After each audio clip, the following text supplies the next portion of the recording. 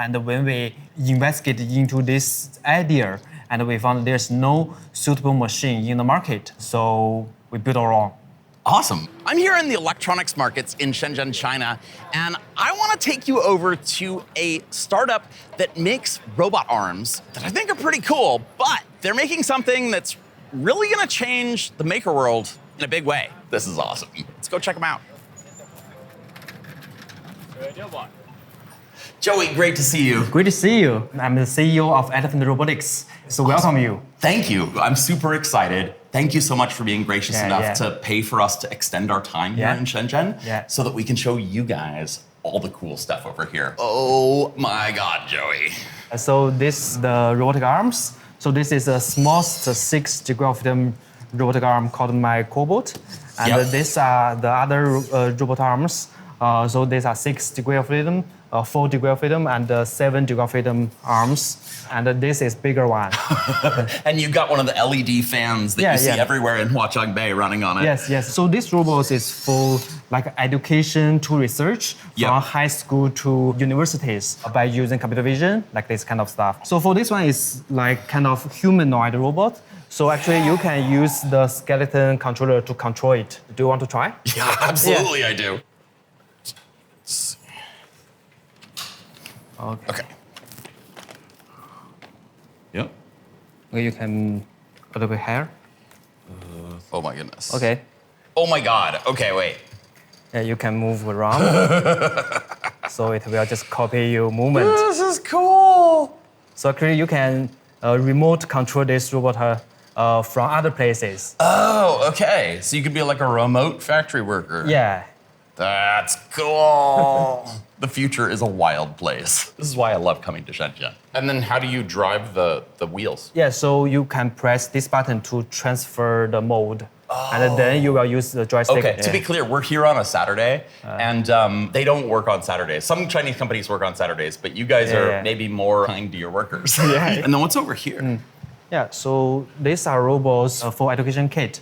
So not only the robotic arm, but also for cameras and some other stuffs. So it can recognize different objects and then do the pick and place by using the computer vision. Okay, so this is like for simulating like a factory environment. For teaching people how to program a factory line. Yes. So this is much bigger. It's for the researchers. For example, in the recent years, the simulation. Oh my God! Okay, that's rad. To simulation and gather the data. Can I try? Yeah. It's called the Aloha software. Yeah, like that this is kind of cool. It will learn the path you teach it. And generate it by itself. That's quite cool. It's very responsive too. Yeah. What's the latency? It's around 50 milliseconds. Oh my God, that's really good. So this one is the half size of the humanoid robot. So this one can do some works like the production line or the assembly line. I've only really ever seen one robot arm on a line. Yeah. I've never seen two at the same time. Is that useful? Because for human being, we manipulate the objects and do the assembly on the air. So we do things like this rather than put one thing on the desk and then use one hand. For example, one hand cannot open the bottle. Because you need to hold the bottle and then turn the cap. Yes, for the traditional single robot arm, people just fix the bottle by using some other machines and then use one robot arm to open it. But by using two arms, so you don't need to care about where is the bottle. So you can just hold one bottle and open it.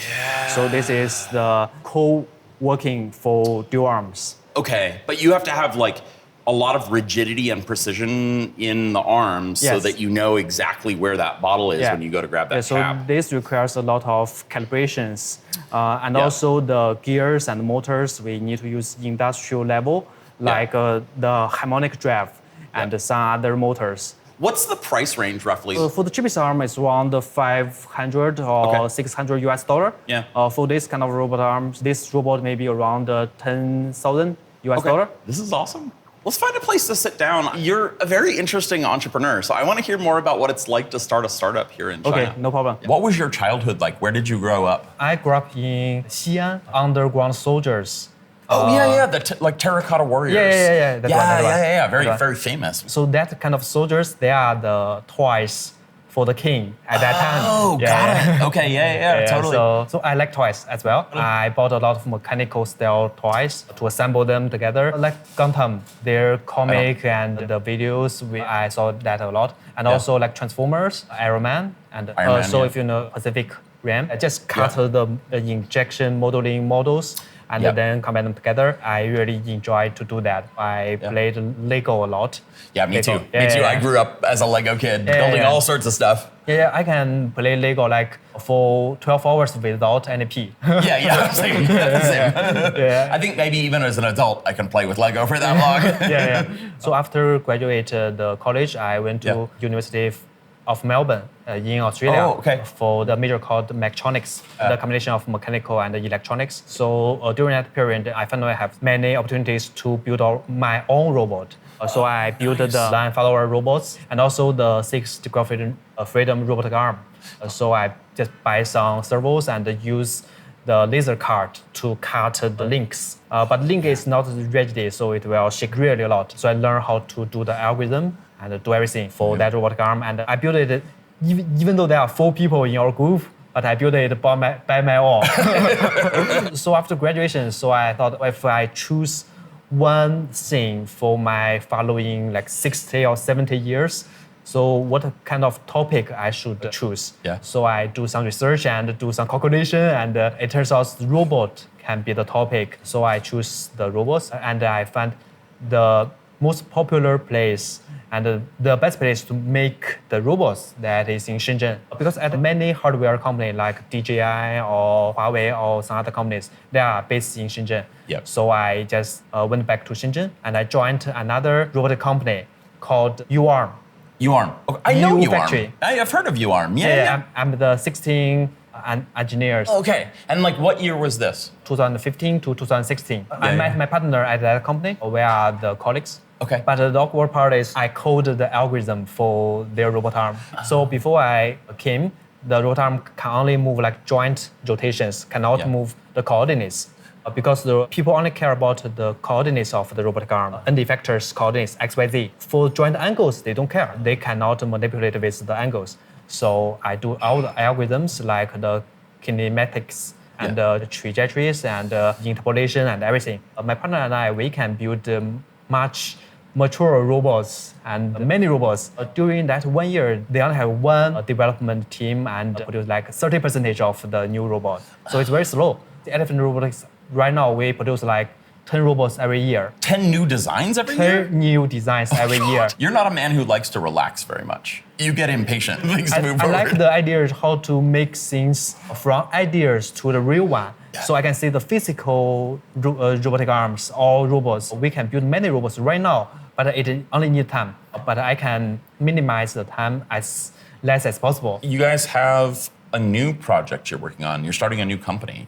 Within Elephant Robotics, but a separate company. Yes, it's called NestWorks. We thought about this company for many years. The first product we are making is the CNC machine. We send outsourcing manufacturing a lot of money, more than $1 million per year. So we think we should build our own. Before that, we looked into the market to search whether there's anyone can suit us. There's no such machine.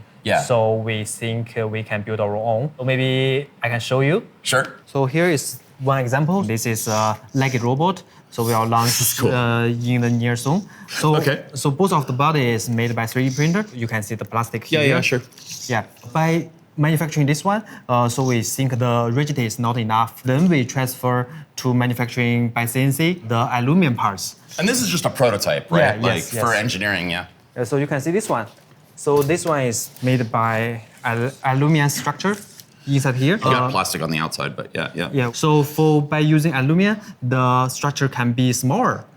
We can put a case outside it. But for this one, we may need like $2,000 to make all the aluminum parts. To like send it out. So is it about cost or is it about time too? Like how long does it take you to get this machine? So for this one, maybe around 2 weeks. Oh my God. 2 weeks. Even in Shenzhen. Even in Shenzhen. Because some parts need like 4 size manufacturing. So people need to manufacturing 2 sides and then to do other parts to hold the aluminum parts and then to manufacturing a third and fourth. We may send around like 200 parts to the manufacturer to spend around 100,000 US dollar per month for the aluminum parts to do the CNC. So I thought, why don't we find our own CNC machine to bring it in-house? The CNC machine need at least one CAM engineer and another engineer to manipulate with the CNC. So this needs 2 people. But for our Elephant Robotics, we have like 10 mechanical engineers. So which means one CAM engineer, that is not enough. We need at least 3. So the CAM engineer is the one that programs the tool path for the CNC. They get the design from the engineer and program the CNC machine. Another reason is because we are in the 5th floor. The machine for the traditional CNC machine, that is very heavy. Can only be placed in the 1st floor. Yeah, but you don't have office on the 1st floor. No, because this is Huaqiang Bay. The 1st floor is very expensive. And when we investigate into this idea, and we found there's no suitable machine in the market. So why don't we build our own? Because the fundamental of the robotic arm and the CNC machine, they're the same. Sure. So you've got servo motors and you got to be accurate. And the G-code and the pass and all the trajectories, they are the same. So we build our own. Awesome. So for the NestWorks, the main target is to let mechanical engineers can use this machine by their own. When they use the 3D printers, they only need to press 2 buttons. The first is slicing and then send it to print. So if they use traditional CNC machines, it may be like 50 to 70 steps. Oh, yeah, totally. So we want to make like 3 to 4 steps, like to do generate the G-code, generate the pass, and the second is to find the material, then send it to mail. That would be amazing. And so just like literally the same like 3D printing where it's just 3 clicks of the button. Yes. Yeah, so that's a goal. I'm going to send you to Andrii, who is in charge of the NestWorks CNC. Oh, right. Yeah, we saw it at Maker Faire. Yeah, good to see you. Let's go this way. So this is our first prototype, built almost 18 months ago. Okay. You can roughly see the CNC shape and the concept. Very rough electronics, I can see. Yes, we're all using the standard parts. On the second version, we now have a better shape, have the drawer in the shape. We repositioned the wiring. Most importantly is we redesigned the motor because we realized it's not powerful enough. Oh, because you had a belt drive over here? Yes. And then this is like a proper spindle motor. Right. So it's much smaller in volume and much higher powers. Is this custom? You're making spindle motor yourself? Yes, we're doing a custom design by ourselves, and our supplier helped us to manufacture. Okay, cool. And on the third version, you can now oversee the main concept. We keep everything in the spindle together, the probe, the spindle, the fan. We have auto changers and the sides. The working platform is now fully enclosure. It's starting to look like an actual machine. It looks like the lid broke off at some point. Prototypes live a hard life. And now this one is the previous version, very close to what we got today. Everything seals inside the spindle. No more running cables outside. You got a proper lid here now. Lids. Also have a flip screen. Also the drawer has been redesigned. You can see everything inside. And this machine is now capable to run most of the demo we're running today. The frame is strong enough and the software, the wiring is ready to go. And in this room is now where engineers build every single prototype by hand. And then this will be the version we will test later, the fully running machine. You can see now. Oh geez, you've got a really thick base. I mean, that base is like this thick. Aluminum, right? Yeah, aluminum. On the base, And for the working platform steels, we have applied a new surfacing. It's now very rigid and it's not easy to scratch out. They stay very long. And then this is really chunky too. Right. Is this one piece here? No. 2. So we're now doing every assembly, calibration, tuning in this room, every machine, all done by our engineers. Yeah, so just for prototypes and like beta test units. You're building up a factory? Yes, we're building up a factory. So we were also running now every SOP in this room to make sure we are ready for mass production. Not just the design, but also we call it a design for manufacturing. So now we can show you the overall machine ready for the demo. Yeah, sweet. I want to see it. Let's go. So now I want to show our overall software process. Like we have said before, the 3-click, right? You can see I already have a block of aluminum setup. If you're using the materials from our official stores, they have a QR code on the material, and the camera will just recognize what type of material you're using and what's the diameter. You don't even have to set. Do I have to use your material? You don't have to. Okay. It will be an easier option. Additional. Once we set it up, we can go to the second step. It's called model. I can simply import any model. I can just drag it in. It's a STP or STL model. Yep. You can see this is the piece of. Oh, okay. So this is, yep. This is something we're melting today, mechanical parts from a robot's leg. So after I drag in the model, and we can modify the relative position of this piece. For example, we want it to face layer. Yeah, so like the orientation relative to the stock. Exactly. So this would be like dropping it to the bed in a slicer in 3D. Exactly. Yep. Exactly. Or in 3D printer. Yeah. Yep. After this, it's the core function of our CAM softwares. It's called Create Smart Mail One Click. Okay. I'm very eager to see this. After you click one click, we generate a one-click toolpath for you. Okay. We can click in to see more details. It will told you what bits we have been selecting, whether we were using the coolants. But for now, because we don't want to turn on the coolant in front of the camera, so I will turn it off. Okay, just so it doesn't make a mess. Click Save. And we have another function, it's called Create Support. Is this support for a 3D printer? Support for the model, which means I don't want to cut off the whole things like during tabs. process. Yeah, the tabs. So it just holds the model in the stock? Until the very last minute. Right, Yeah, so that the part doesn't go flying. Exactly, Yeah. exactly. Which we can easily cut through with a saw or whatever. Sure, great. And then after we've checked all this information, our second click called Create Toolpath. Okay. But also, it's worth pointing out, like, you've shown me a bunch of clicks in here that don't seem mandatory. No. Like, if I'm okay with the defaults, I can just go. Similar to, like, a slicer in 3D. Exactly, Yeah. but we also leave a bunch of space for you to change it maybe manually. tweak it. Sure. Yeah. Now you can see we have the toolpaths generated. That was all of the cam right all there. All of the cam. Was just done. Yeah, it's finished. So for me to generate the cam for this part, like, knowing what I know now, and I have a decent amount of experience, like an hour or two in Fusion 360, like, that's wild. How many different operations? 2. Oh, like 2 setups. 2 setup. Yeah. Yeah. For this piece, we should cut 2 sides. Yeah, right. But So- I'm so more 20 thinking, like, in Fusion 360, how many like cam tool paths am I generating? Probably like 6, maybe 6 different operations. Yes, because on Fusion, what you're generating is different structure parts. Like for the whole, you would generate the You do like a facing, and you do chamfering, and you do drilling, pockets. and right. But here's all in That's one click. wild.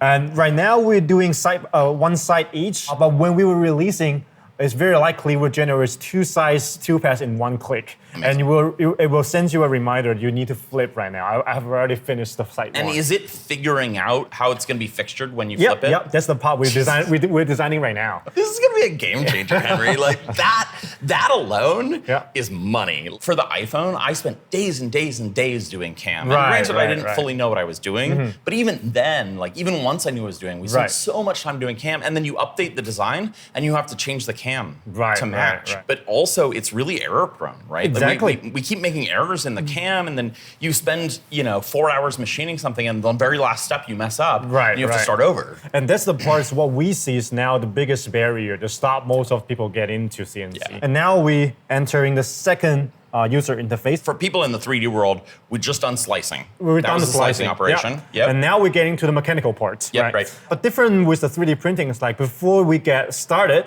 we have to find the location and do the 0 offsets of the material first. On 3D printing, that is all automatic right now, right? Okay, so this would be kind of similar to like bed leveling for 3D printing. Right. Now I will show how we do the 0 offsets under the assistance of camera and 3D probe. This is an area where you can spend a lot of time. Okay, so now we'll go click start.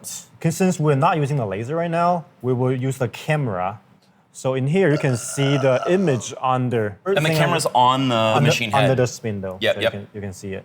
First thing is we want to move the spindle top of the material we just built in. Yep. And you can see this blue starts is the point we set to be the center. Yep. So we can move the materials under the screen start. Right. Green dot. Green dots. you don't have to be very accurate. Okay. Sure. And then once we were able to see the overall materials we're building, we simply select the area I want to do the probe. Okay. Because they will save the probe a lot of time instead of they found hunting themselves. around. Yeah. And then we go auto centering. You can see the probe is now going down. And we'll find the X, Y, and Z by itself. This is awesome. Is anybody doing this with like camera and probing at the same time? We know some company doing probing. We know some company are doing under camera. Yeah. But combine them together as like one system, Yeah. like probably not. This is rad. Cameras are becoming more common in like laser cutters, for instance, for finding your material. Yes. But probing is like notoriously a little tricky. Yep. And we also have a laser built in for more complex environments. For example, you are not using like a standard vise or a standard clamp, using like those self-made very long screw on standard screw. A laser will be a very good use in those scenarios to avoid And can you do clash. X, Y, Z probing with the laser? Yep. It's also a combination. The laser is used to avoid any potential collision during the probing. Oh, because imagine if we have a very long screw in here, you don't want to whack the probe into it. The camera cannot see it. Right. It will crash the spindle. Got it. So now it's finding the edge of X, Y, and Z. So finding all 4 edges. All 4 edges. Yeah. By doing that, we found the center point of this workpiece, and we will set it as our 0 point to start. Got it. Yep. And this overall process just takes you less than a minute. Right, now it's ready. That's awesome. That would have taken me a lot longer. Right. Usually we're done manually. So now we got everything ready, and we have another function called surface leveling. So if you're not carving on a perfect leveling material, for example, people sometimes carve on a piece of wood that's round surfaces, or we can carving on top of the egg. You can use But even for like PCB milling, you want to know exactly the height, because the height really matters. Right. And so this is very similar to bed leveling, where you're coming in and touching off on a bunch of different points. Exactly. So now we've got everything ready, and we can just go run program. Dude. It was excellent. Awesome.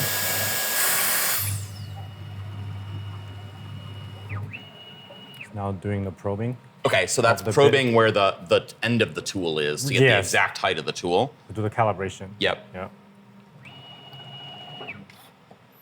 I love how it covers up the other tools. Yeah. That's really cool. Elegant. It's fast. Yeah, it is. That's really fast. That's why we usually keep the case closed. Yeah, sure.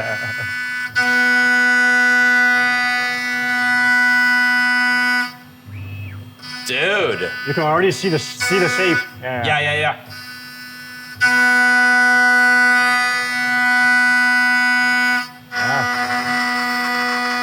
How long does this milling take? According to the prediction, it would be 23 minutes. Okay. Maybe we won't run this whole thing, but this is really impressive. Right. I know you wanted to keep this machine kind of clean, so let's go ahead and stop it. Dude, that's pretty incredible. Yeah.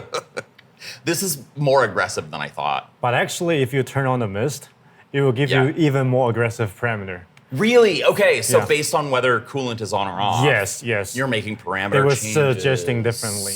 So right now we are doing a cutting depth of 1 millimeter. Usually, according to our experience, we can cut 4 to 6 millimeter on 6061 aluminum. Whoa! Okay, this is super exciting. What's the spindle power? It's an 800-watt spindle. Okay, which is pretty hefty for desktop CNC mills. Like, and with most of them are much lower than that. Right, and with 18,000 RPM max. Okay, solid, similar to others. What's the travel speed? 4,000 right now. When we deliver, we try to deliver 5,000 millimeter. Okay, what's the work volume? It will be 230 times 210 times 130 millimeter. Okay, and accuracy? It will be a 0.02 millimeter accuracy. Okay, for machining and then for probing? The probing accuracy will be 1 out of 1,000 each. Okay, what materials would this do, right? Like, it obviously does aluminum great. Can I do steel on it? Yep.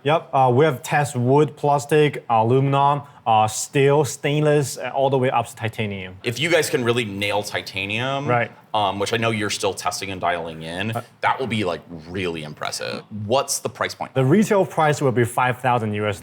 Yeah. Right now, since we are doing a Kickstarter campaign, it will be $2,500 with early deposit. Okay, that's quite a healthy discount. Yeah, there's almost 50% discount. Okay, awesome. So if you want to learn more or back the Kickstarter, click the link down in the description. It is a tracked affiliate link, which helps out Strange Parts. We've worked out a deal. Go check it out. I think it's a really impressive machine. Also, I am dying to get my hands on one. You don't have one to send out to me just yet. You guys Yep. have like, this is the like one in your office right now Right. that runs.